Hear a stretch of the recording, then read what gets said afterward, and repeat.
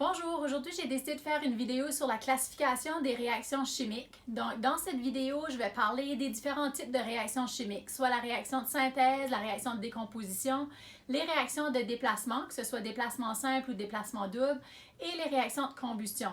Maintenant, il y a certaines vidéos qui vont vous aider à mieux comprendre ce que je vais expliquer aujourd'hui. Il s'agit de ma vidéo concernant les équations et la loi de la conservation de la masse. À l'intérieur de cette vidéo-là, on parle de comment lire une équation, c'est quoi les petits symboles qui s'y trouvent, etc. Ainsi que la vidéo sur la réaction de combustion en tant que telle, où on parle de la réaction de combustion complète et la réaction de combustion incomplète. Donc, je vous invite à aller voir ces vidéos si ce n'est pas déjà fait. Je vais placer le lien dans la description ou les liens dans la description de la vidéo. Maintenant, pour ce qui est des réactions de synthèse, une réaction de synthèse est tout simplement une réaction où on a plusieurs réactifs qui vont réagir pour obtenir un seul produit. Donc, lors d'une réaction de synthèse, on peut soit avoir des éléments qui réagissent ensemble, ou un élément avec un composé, ou même deux composés. Peu importe ce qu'on a comme réactif, il faut comprendre qu'on obtient seulement un produit. Les produits dans une équation sont ce qui se trouve à droite de la flèche. Les réactifs, eux, se trouvent à gauche. Donc, dans les équations ici, par exemple, j'ai 4 atomes de fer qui réagissent avec 3 molécules de dioxygène pour former 2 molécules d'oxyde de fer.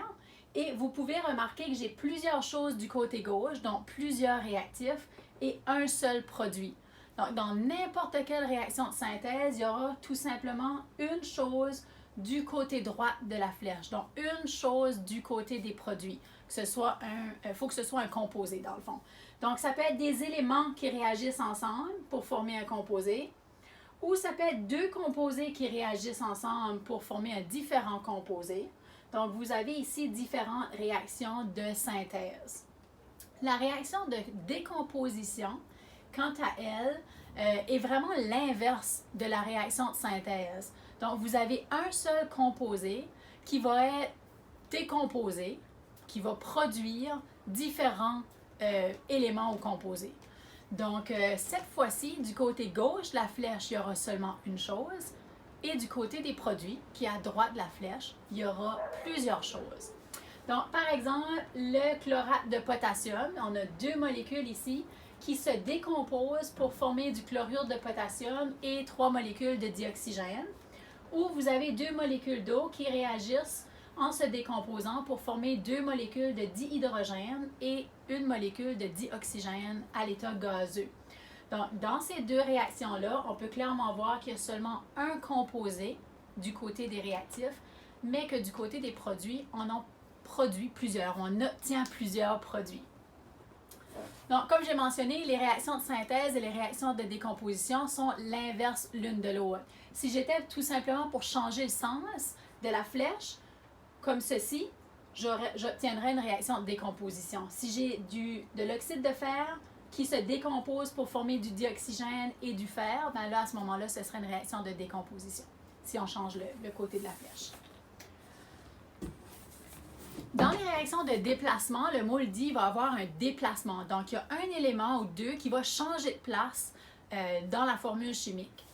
Donc, les réactions de déplacement simple consistent à un seul élément dans un composé qui va aller prendre la place d'un autre élément dans un autre composé. Ce qui veut dire que du côté des réactifs, on va avoir un élément et un composé. Okay? Et on aura la même chose du côté des produits. Dans ce cas-ci, vous voyez le magnésium réagit avec le chlorure de zinc pour former du chlorure de magnésium et du zinc. Et il se trouve que l'atome de magnésium a une plus grande affinité pour le Cl que le zinc. Donc, il est capable d'aller prendre sa place dans le composé. Donc, il va vraiment aller faire déplacer l'atome de zinc qui va se retrouver toute seule. Donc, le magnésium prend la place du zinc dans le chlorure de zinc. Okay? Et le zinc se retrouve tout seul ici. Déplacement double, ça se ressemble, sauf qu'à ce moment-là, on a deux composés qui sont impliqués dans la réaction. Donc, ça prend deux éléments à l'intérieur des composés qui vont changer de place ou qui vont changer de place. Et pour vraiment être capable de les jumeler ensemble, il va falloir se fier sur la charge des ions qui se trouvent dans les composés. Donc, dans ce cas ici, par exemple, on mentionne l'ion positif d'un des composés va se combiner à l'ion négatif présent dans l'autre composé et vice-versa. Donc, quand tu regardes de plus près cette réaction ici, on peut voir qu'on a du chlorure de sodium qui réagit avec du nitrate d'argent pour former du nitrate de sodium et du chlorure d'argent. En allant voir de plus près au niveau des ions, vous savez que le sodium se trouve dans le premier groupe du tableau périodique, donc il y a un seul électron de valence et lorsqu'il réagit, il perd cet électron pour devenir un positif. Et le chlore a 7 électrons, donc il veut gagner un électron et devenir un ion 1 négatif. L'argent a aussi une charge de 1 positif et le nitrate d'argent ici, le nitrate, est un ion polyatomique qui a une charge de 1-. Donc, en regardant ceci, quand on arrive à les jumeler ensemble pour faire l'autre côté de l'équation, on sait qu'on ne peut pas placer 2 ions positifs ensemble ou 2 ions négatifs parce que les charges pareilles se repoussent.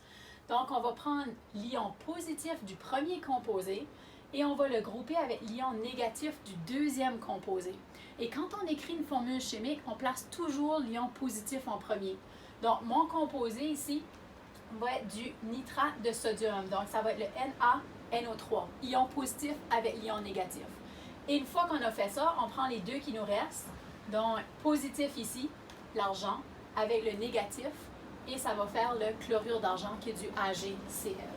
Donc, il ne faut pas oublier de regarder les charges des ions pour vraiment s'assurer de bien combiner ensemble pour former les composés.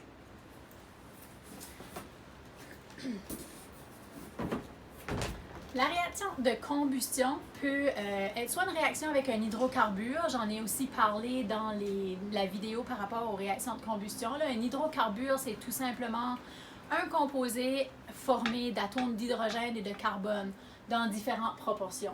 Donc, la réaction de combustion peut être complète ou incomplète, puis la principale différence entre les deux va être liée au fait qu'il y a soit beaucoup d'oxygène ou pas assez d'oxygène pour faire la réaction. S'il y a suffisamment d'oxygène, les produits formés vont être tout simplement du dioxyde de carbone et de l'eau. Et s'il manque d'oxygène, on aura aussi du dioxyde de carbone et de l'eau, mais en plus, on aura du monoxyde de carbone et du carbone qui seront formés. On peut aussi faire une réaction de combustion avec un métal. Donc, le métal peut s'oxyder ou il peut brûler lorsqu'il est chauffé. Donc, du magnésium, par exemple, qui réagit avec l'oxygène lorsqu'on le brûle, va former de l'oxyde de magnésium. Et il s'agit aussi d'une réaction de synthèse. Donc, lorsqu'on brûle un métal pour faire une réaction de combustion, il faut aussi prendre conscience qu'on a eu plusieurs réactifs qui ont formé un seul produit. Et donc, il s'agit aussi d'une réaction de synthèse.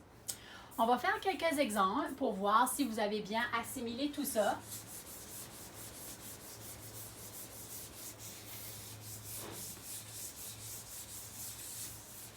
Voilà.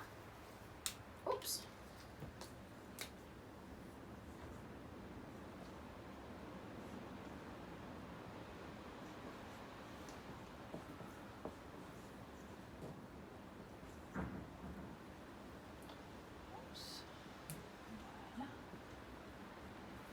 Et voilà.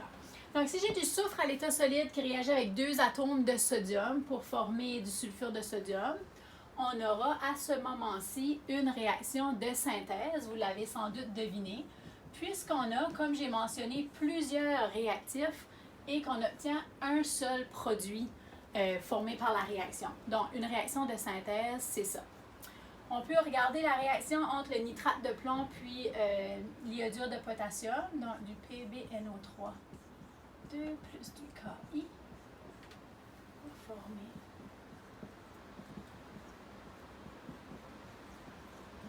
Voilà. J'ai regardé les charges de mes ions là, pour m'assurer de grouper un positif avec un négatif lorsqu'on écrit l'autre côté ou les produits de la réaction. Mais dans ce cas ici, vous pouvez sans doute remarquer que le plomb et le potassium changent de place. Donc, le plomb va aller prendre la place du potassium attaché avec l'iode et le potassium va aller prendre la place du plomb pour s'attacher avec le nitrate ou l'ion nitrate qui est du NO3. Donc, il s'agit d'une réaction de déplacement double.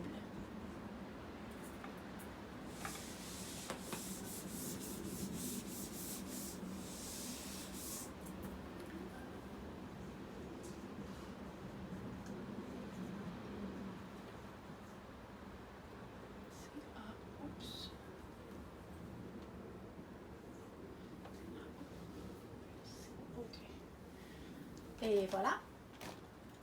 Donc, à ce moment-ci, vous réalisez qu'il y a un seul réactif qui se brise pour former plusieurs produits. Et donc, il s'agit d'une réaction de décomposition.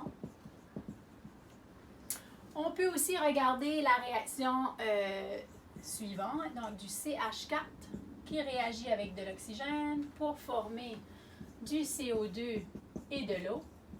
Et vous l'avez sans doute deviné, c'est tout simplement une réaction de combustion puisqu'on a un hydrocarbure, c'est-à-dire un composé formé d'atomes d'hydrogène liés à des atomes de carbone, qui réagit avec de l'oxygène pour former du CO2 et de l'eau. Et étant donné qu'il n'y a pas de CO ni de carbone de formé, ça nous indique que l'oxygène était présent en assez grande quantité et donc qu'il s'agit d'une réaction de combustion qui est complète à ce moment-ci.